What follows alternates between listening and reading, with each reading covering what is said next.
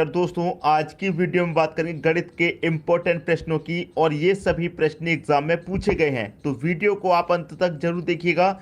चलिए स्टार्ट करते हैं। पहला प्रश्न है, दो संख्याएं 7:11 के अनुपात में हैं। इनमें से प्रत्येक में 7 जोड़ने पर इनका अनुपात 2:3 हो जाता है। इनमें से छोटी संख्या कौन सी है? एसएससी 2010 में ये प्रश्न पूछा गया था। देखिए, मैं पहले भी आपको बता चुका हूं कि अनुपात का मतलब बटा भी होता है, तो इसका मतलब मैं 7:11 को 7/11 लिख सकता हूं। इसमें कोई आपको कोई परेशानी नहीं होगी, ठीक है। 7:11 को 7/11 लिख सकता हूं। अब देखिए, यहां पर मैं क्या करूं, अगर इसमें भी ए जोड़ दूं, ठीक है, समझ में आई बात दोस्तों। मैंने क्या किया, इसमें ए जोड़ दिया और क्या करूं दोस्तों, इसमें भी ए जोड़ दूं, तो क्या इसके मान में कोई फर्क पड़ेगा? बिल्कुल भी कोई फर्क नहीं पड़ेगा। देखिए कैसे, ये भाग में है, संख्या बटे में है, तो मैं इस ए से इस ए को काट सकता हूं क्योंकि ये मल्टीप्लाई में है, ठीक है भाई। ये 7 गुने ए है, ये 11 गुने ए है। ए से ए कट जाएगा, क्या बचेगा? 7/11। तो मैं यहाँ पर ए और यहाँ पर ए जोड़ दूँ तो कोई फर्क है? कोई भी फर्क नहीं है। अब आगे देखिए क्या कह रहा है, इनमें से प्रत्येक में 7 जोड़ने पर हमें क्या करना है? 7 जोड़ना है। प्रत्येक का मतलब इसमें भी 7 जोड़ना है और इसमें भी 7 जोड़ना है। 7 जोड़ने पर इनका अनुपात कितना हो जाता है? 2:3। अनुपात कितना हो जाता है? 2:3। और अनुपात का मतलब आप जानते हैं क्या होता है? बटे होता है, मतलब 2/3 हो जाएगा। क्लियर? अब देखिए इसमें क्या होगा, क्रॉस मल्टीप्लाई हो जाएगा, बराबर है 3 सत्ते 21 ए हो जाएगा। क्लियर? प्लस 3 सत्ते 21 बराबर 11 दूने का 22 ए प्लस 7 दूने 14। अब हम इसमें क्या करेंगे, ए वाले एक तरफ कर लेंगे। 21 ए है, इधर 22 ए। अगर मैं 21 ए को इधर ले जाऊंगा तो 22 ए में से कट जाएगा, सिर्फ ए बचेगा। और मैं 14 को इधर ले जाऊंगा तो 21 में से 14 कट जाएगा, 7 बचेगा।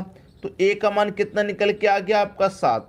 आपसे प्रश्न में क्या पूछा गया है, इनमें से छोटी संख्या कौन सी है? आपका अनुपात कितना था? 11:7। यह आपका अनुपात था। पूछ रहा है इनमें से छोटी संख्या, तो जो अनुपात में छोटा होगा वही संख्या छोटी होगी।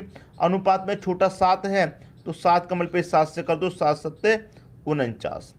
ये क्या हो गया आपके प्रश्न का सही आंसर? 49 कहाँ दे रखा है? बी ऑप्शन में। यह आपके प्रश्न का सही आंसर हो गया। उम्मीद करूंगा कि सभी को अच्छे तरीके से समझ में आ गया होगा। अब देखेंगे अगला प्रश्न।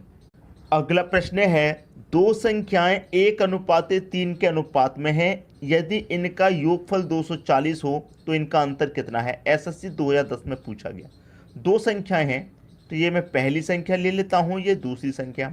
दोनों संख्याओं का अनुपात आपको दे रखा है 1:3, ठीक। और इनका योगफल आपको दे रखा है 240। क्या दे रखा है? ये 240 योग। आप जानते हैं जब आपको योग दिया जाता है तो हम अनुपातों का भी योग करते हैं। 3 और 1 4, तो इस योग में अनुपात के योग से डिवाइड कर देंगे, कितनी बार जाएगा? 4 6 24 और 1 0 60 बार जाएगा। आपसे पूछ रहा है इनका अंतर कितना है। ये जो दोनों संख्या हैं इनका अंतर कितना है? तो पहले क्या कीजिए, आप अनुपातों में अंतर कीजिए। तो 1 और 3 का अंतर करेंगे, कितना जाएगा? 2। अंतर 2 आ गया। 60 कमल पे 2 से कर दीजिए, कितना जाएगा? 120। 120 आपका अंतर आ जाएगा। ये आपका आंसर हो गया पहला ऑप्शन। चाहे तो आप अलग अलग संख्याओं को पता करके निकाल सकते हैं। 60 कमल पे मैं 1 से करूंगा तो 60, और 60 कमल पे 3 से करूंगा तो 180 हो जाएगा। और फिर आप दोनों का अंतर करेंगे, 180 में से 60 घटाएंगे तब भी 120 आएगा। तो आप डायरेक्ट अनुपातों का अंतर करके उसमें मल्टीप्लाई कर सकते हैं, आंसर वही आएगा। समझ में आएगी बात? अब देखेंगे अगला प्रश्न। अगला प्रश्न है, किसी व्यक्ति की आय तथा व्यय 11:10 के अनुपात में है। आय और व्यय, आय मतलब इनकम और व्यय मतलब होता है दोस्तों खर्च। व्यय मतलब होता है खर्च। इनका अनुपात कितना दे रखा है? 11:10 ये दे रखा है। यदि प्रति वर्ष वह 9,000 रुपये की बचत करता है, ठीक है, यदि प्रति वर्ष वह 9,000 रुपये की बचत करता है तो उसकी मासिक आय कितनी है? ये पूछ रहा है प्रश्न में, ठीक है। देखिए 9,000 रुपये की बचत कर रहा है। कितनी की बचत कर रहा है वो? 9,000 रुपये की।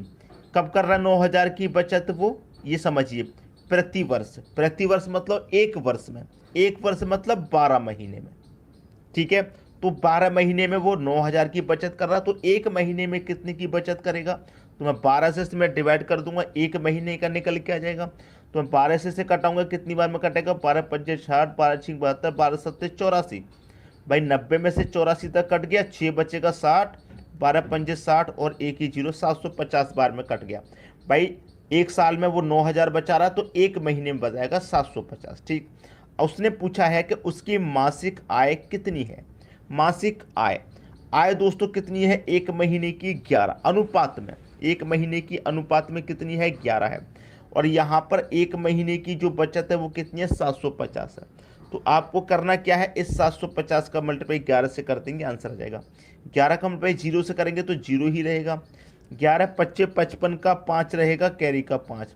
11 सत्ते 77, 77 में कैरी का 5 जोड़ेंगे 82। ये आपका आंसर आ गया 8,250।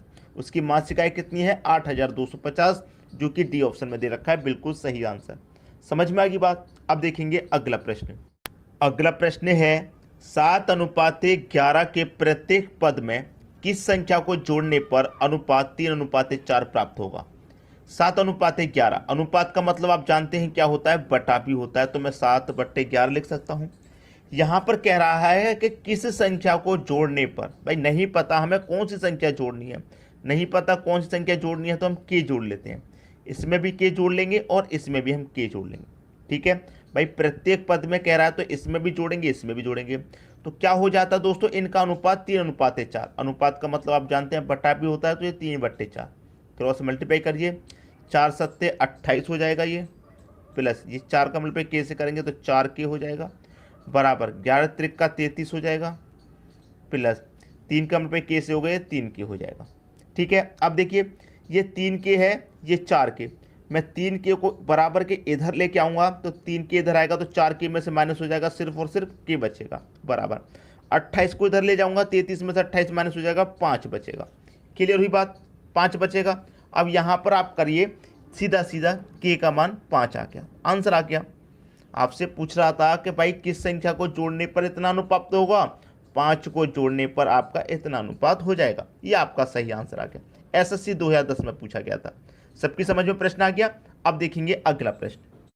अगला प्रश्न है दो संख्याएं 3:4 के अनुपात में तथा एलसीएम 84 है, तो इनमें से बड़ी संख्या क्या होगी? दो संख्याएं हैं, ये मैं पहली संख्या ले ली, ये दूसरी ले ली, अनुपात इनका दे रखा है 3:4 और इनका आपको एलसीएम कितना दे रखा है? 84।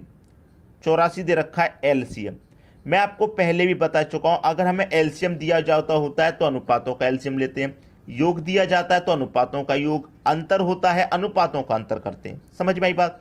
अब हमें एलसीएम दे रखा है तो हम अनुपातों का भी एलसीएम लेंगे, तो 3 और 4 का एलसीएम कितना हो जाएगा? आप जानते हैं 12, तो इस एलसीएम में अनुपातों के एलसीएम से डिवाइड कर देंगे, 12 सत्ते 84 7 बार में जाएगा। आपसे पूछ रहा है कि बड़ी संख्या क्या होगी? भाई जो अनुपात में बड़ा होगा वही संख्या बड़ी होगी। अनुपात में बड़ा कौन है? 4, मतलब दूसरी संख्या बड़ी है, तो ये आपकी बड़ी संख्या हो जाएगी। 7 का मल्टीप्लाई 4 से कर दो, 7 चौके 28, आपकी बड़ी संख्या हो जाएगी 28, जो कि सी ऑप्शन में दे रखा है। समझ में आ गई दोस्तों बात? अब देखेंगे अगला प्रश्न। अगला प्रश्न है यदि 1000 को ए तथा बी में 3:2 के अनुपात में नियुक्त करें तो ए को प्राप्त होंगे। भाई आपके पास ए और बी दो व्यक्ति हैं, इनका अनुपात दे रखा है आपको 3:2 और 1000 रुपये इनका योग दे रखा है 1000। जब हमें योग 1000 है तो हम अनुपातों का भी योग करेंगे, 3 और 2 कितना? 5, तो इस योग में अनुपात के योग से डिवाइड करेंगे, 5 दूनी का 10 कटेगा, 2 जीरो आ जाएंगे। पूछ रहा है ए को प्राप्त होंगे, भाई ए का रेशियो कितना है? 3, तो ए को कितने प्राप्त होंगे? 2 का मल्टीप्लाई मैं 3 से कर दूंगा, 600 हो जाएगा। ए को प्राप्त होंगे 600। अगर आपसे ए की जगह बी का पूछ लेता तो 2 का मल्टीप्लाई बी के रेशियो से कर देते, 2 दूनी का कितना? 4 हो जाता। तो बी को कितने प्राप्त होते? 4, और ए को कितने? 6। पूछ रहा है ए को प्राप्त 600 होंगे, सी ऑप्शन हो गया सही आंसर। सबकी समझ में दोस्तों बात अच्छे तरीके से यहाँ पर आ गई होगी, किसी को भी कोई कंफ्यूजन नहीं होगा। अब देखेंगे अगला प्रश्न। अगला प्रश्न है ए बी तथा सी में 1050 को इस प्रकार विभक्त किया गया है कि ए का भाग बी तथा सी के संयुक्त भाग का 2/5 हो, तब ए को मिलेंगे। ए बी सी 3 व्यक्ति हैं, ठीक है, अब समझिए प्रश्न को। यहाँ पर कह रहा है ए का भाग, ए का मतलब मल्टीप्लाई ए का भाग कितना, बी तथा सी, बी तथा सी का मतलब बी प्लस सी, संयुक्त भाग का, बी प्लस सी के संयुक्त भाग का कितना है दोस्तों, 2/5, 2/5 है। अब एक बात आपको मालूम है कि इस तरीके से कोई संख्या हो तो जो पहले वाली संख्या उसका मान ऊपर वाला रहता है और जो नीचे वाली संख्या उसका मान नीचे वाला रहता है, जो दूसरी संख्या उसका मान क्या रहता है, नीचे वाला रहता है। ठीक है, इतनी बात क्लियर हुई। अब समझिए इसमें होगा क्या। यहाँ पर देखिए पहली वाली संख्या का मान 2, दूसरी वाली का 5, 5 और 2 कितना हो जाएगा, ये 7। तो मैं इसे क्या कर सकता हूँ, 7x लिख सकता हूँ बराबर इसका पूरे का योग कितना है हमारा 1050। अब मैं 7 से इसको कटाऊंगा, कितनी बार में कटेगा, 7 एक कम 7, 3 बच्चे का 35, 7 पंजे 35, 1 ही 0 150। x का मान कितना आ गया, x का मान आ गया आपका 150। ठीक है, x का मान जब 150 है तो क्या करेंगे, इसमें भी 150 से गुना और इसमें भी 150 से गुना कर देंगे। तो ये कितना हो जाएगा, 150 का 2 से मल्टीप्लाई 300 हो जाएगा और 150 को 5 से मल्टीप्लाई 750 हो जाएगा। आपसे क्या पूछा गया था, ए को मिलेंगे, तो ए का रेशियो कितना था 2, तो 2 से कितना प्राप्त हुआ आपको 300, तो ए को कितने मिलेंगे 300 मिलेंगे और बी और सी दोनों को कितने मिलेंगे 750।